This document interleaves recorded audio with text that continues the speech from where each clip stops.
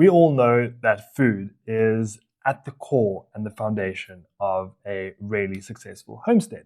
Whether that is growing your own food, which is what you will find in the crop management module in this homestead tracker, or making and storing your own food, which is where we are right now within the food management module.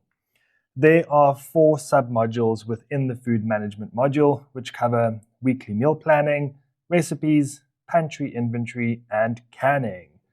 These are all really cool modules, which some of you might use, some of you won't.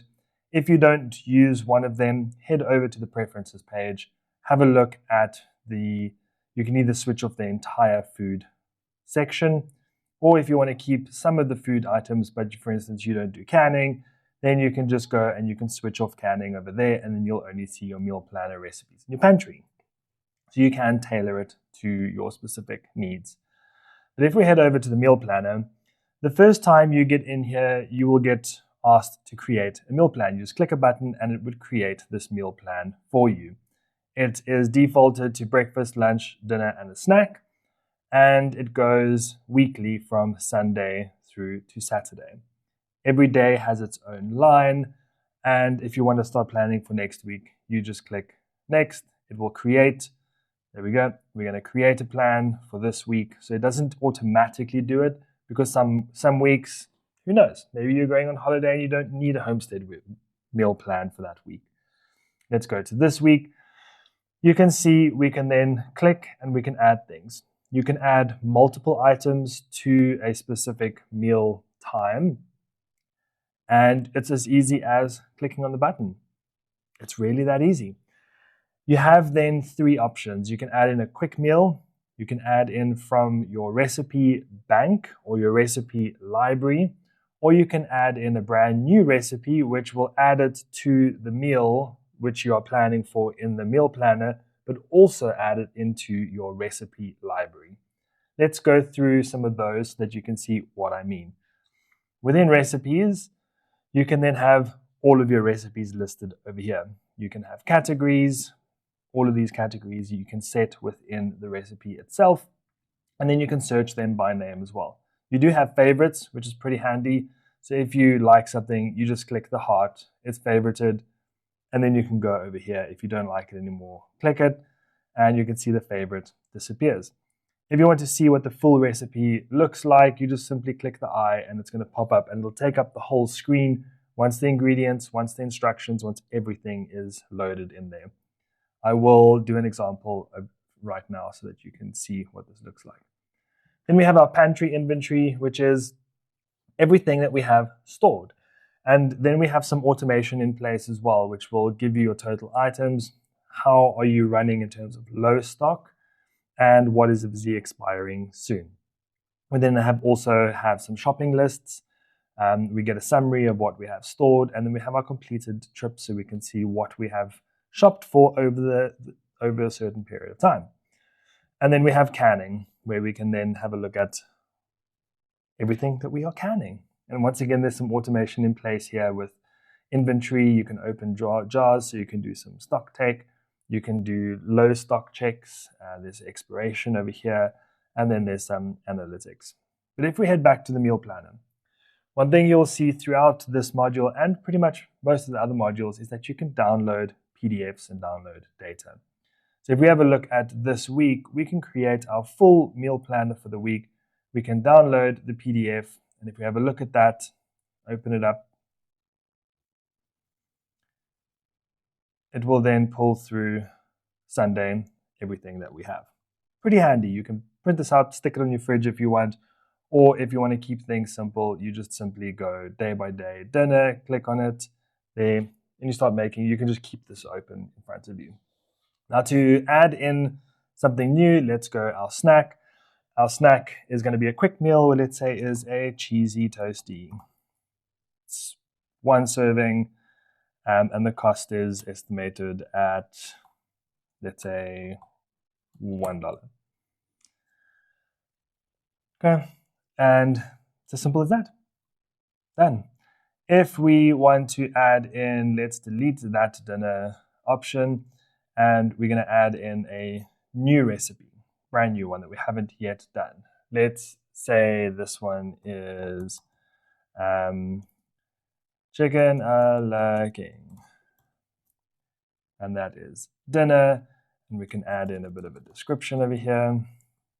Serving 4, prep time 20 minutes, cooking time 60 minutes, ingredients, let's add in an ingredient list over there, and instructions. There's a lot of things we need to do.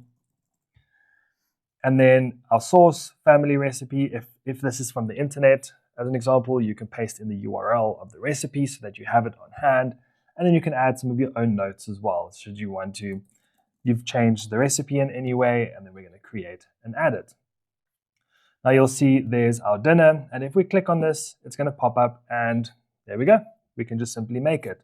We've got it's medium difficulty, prep time, cook time, servings, ingredients, instructions, additional information, source, notes, all of that stuff. Then if we head over to our recipes, you'll see it's popped up in our recipe library. And then if we want to keep this one as a favorite, click there, and you can see all the information is available over here in terms of dinner, prep time, cook time, serving. If you want to view it, click there, and our favorites are over there as well. And that's literally all you need to do for your meal planner. If you are planning for subsequent weeks and you want to get back to this week, you just click this week and it'll jump you back to the current week you are in, which is this is today's date. So you just simply click. And the nice thing about this is as your recipe bank grows, so your weekly meal planning becomes easier, where you just click from recipe, chicken a la king, add, and there it is added. If you want to do the same next week for a dinner, recipe, test recipe, added, done. So you can see how as the recipe library grows, so the meal planning becomes easier and easier. So once again, a super, super handy module for the modern day homestead. Recipes we've spoken about, you can then just search and filter. Let's just go up here, recipes. If you add a new one, then you have all the information up here, which you can from the meal planner as well. You can create recipes directly from the recipe module as well. Pantry inventory. This is also pretty nice in terms of keeping track of everything. So if we have a look at tomato sauce, we have 2. This is in a category in staples. We're storing it in the refrigerator and it expires the end of next year.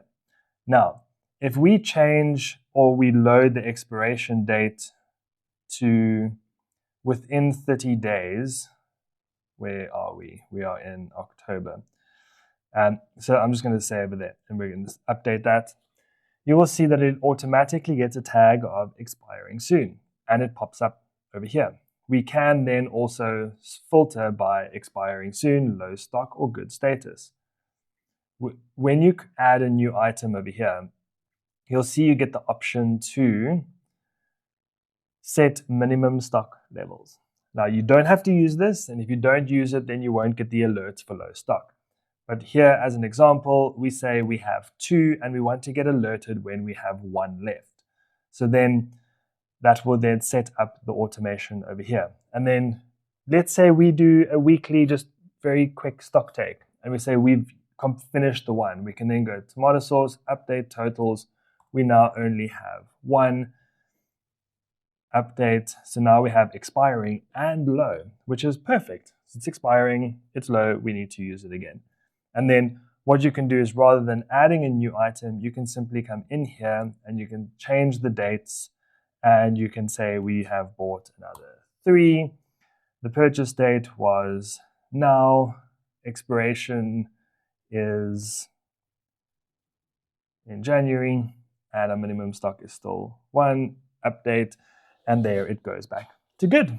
So you don't need to keep adding new items. Once you got your food, your basic food inventory that you want to keep using, you can just keep updating that.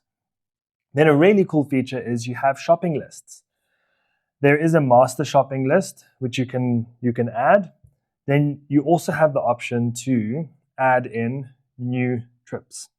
And personally, I find new trips to be really handy when you're looking at weekly shopping. You can also download your shopping lists over here. So should you want to take it with as a printed item, you just simply created shopping list, date, fresh produce, there we go, and you have it. So what you would do here is you would create a new one over here, and you say weekly shop, and date 22nd October. We're planning to do that this weekend, and we don't need a primary store, it's okay. Now we're just going to filter by this one, which is planned, and we are going to add items. So here we want to add lemons.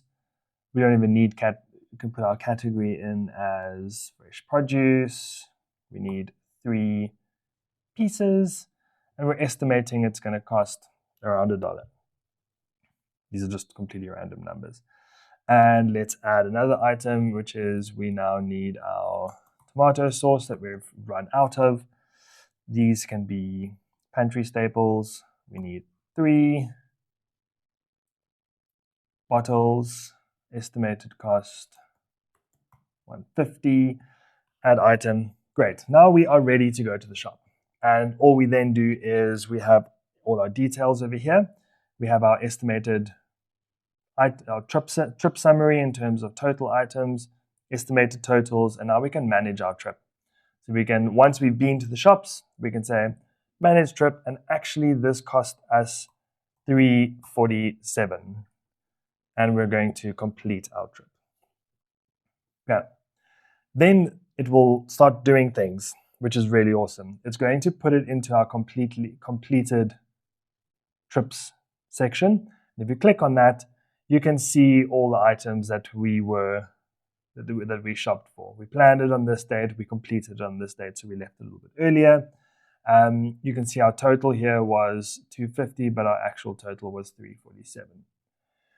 Then, on top of that, the $3.47 that we've logged here as a cost is going to pull through into the financial section, cost tracker, and you'll see $3.47 goes in as an expense against our grocery. So if we go to analytics, we can then start seeing our groceries breakdown over there. It's a little bit small at the moment, but there's our grocery category. So that's where this module really, really starts becoming really cool, and the overall homestead tracker with the integration, that as you do shopping lists and as you complete your trips, these values of your shopping would show up in your cost tracker, which is really, really convenient, so you don't need to do this multiple times. If we head back into the pantry and food inventory module, you'll see a storage breakdown, and this is coming from our inventory module, which is just a high-level glance at what's currently in there. We have 1 item in our refrigerator. Underneath is the breakdown of these categories by item. So we have 3 jars of tomato sauce. I appreciate some people might not want to use it, and that's absolutely okay. Then we have the final module, which is canning records. Some of you love canning, some of you don't. That is absolutely fine. Once again, you can export as CSV should you want to keep your records. But if you want to do this, you can do it by preservation type. So there's lots of different options here. What is the produce you used, batch details, canning date, harvest date, source, was it homegrown, was it purchased, traded, gifted, canning method, steam, pressure, bath, hot bath. And then within here, you can then also have a look at your current inventory. So here, for instance, we had 10 jars. This is our 5th batch. Our current inventory is we have 10 because we opened our jars over here. How many jars did we take? We took another 4. So we're going to go okay. And then the numbers are going to update to there's only 4 left. Because we had 8 before, we took another 4, which makes it 6. So we have 4 left. And these are expiring soon. So we have an expiring soon tab, which is once again pulling in dates that you set when you add in the log batch over here. You have a best by date, which will then automatically pull all of your items through into expiring soon. And then you got your analytics over here. Total batches for the year, how many jars you produced, how many you've used, and how much is left. If you are a very, very serious homesteader with a big pantry or storage cellar, something like this is really, really valuable if you remember to go to your inventory, open your jars, and as and when you're taking jars, just quickly update. The analytics section here is going to give you a really, really good rundown of everything that is currently in your cellar or your pantry. This is a really cool module for those of you very, very keen and into food, and I hope you get to enjoy this as much as I have.